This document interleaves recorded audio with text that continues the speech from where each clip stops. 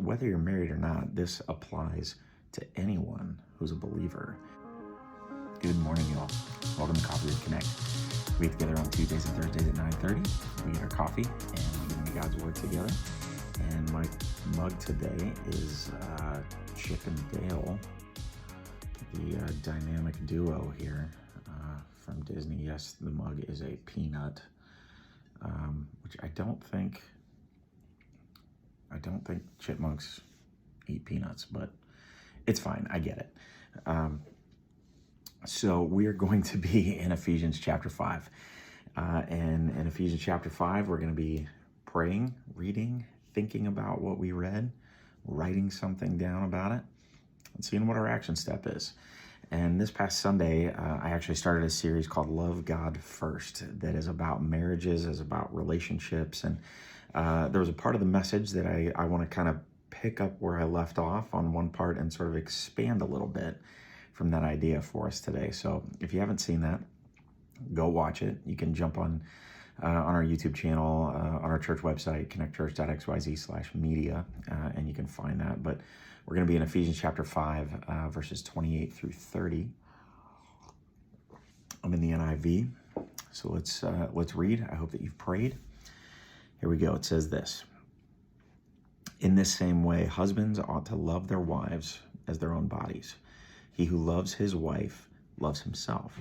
After all, no one ever hated their own body, but they feed and care for their body, just as Christ does the church, for we are members of his body."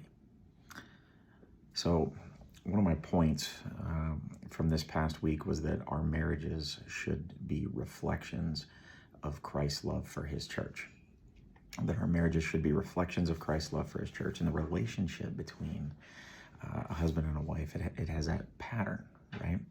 Has that pattern. The relationship of Jesus and his church is the pattern that's kind of established there that we see.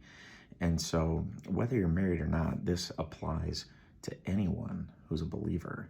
And those principles within that we not only live our lives by and our relationships by, but our relationship with Jesus. And so I want you to notice, though, in this verse that it says husbands ought to love their wives as their own bodies. That's a distinct difference, a part of himself. She is a part of him. He is a part of her. That's what it's saying here, and that's deeper than any other relationship besides that of God, which this is supposed to be a reflection of. That's the example, the basis for the marriage relationship. So husband and wife are not two, they are one. And also in the way that the Lord lives in us as we have a relationship with him, that it's so much better to think about that from the perspective of the oneness of us with Jesus living inside of us. That parallel is intentional.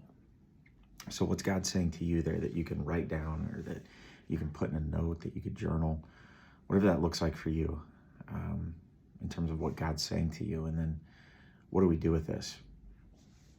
Well, for those of us that are married, simply put, when you love your wife, you benefit yourself. I mean, that's what the Bible's saying here, but maybe look at it a little bit from the negative perspective for a minute to really kind of get the idea here. When you neglect your wife, you neglect yourself, and it will come back to hurt you. So let's relate that to our relationship with the Lord here for a minute in terms of what we do. When you love Jesus, you benefit from that. If you lift him high, if you worship him and glorify him and lift him high in your life, it says in the word that so are his people glorified and lifted high with him. And so if you neglect him,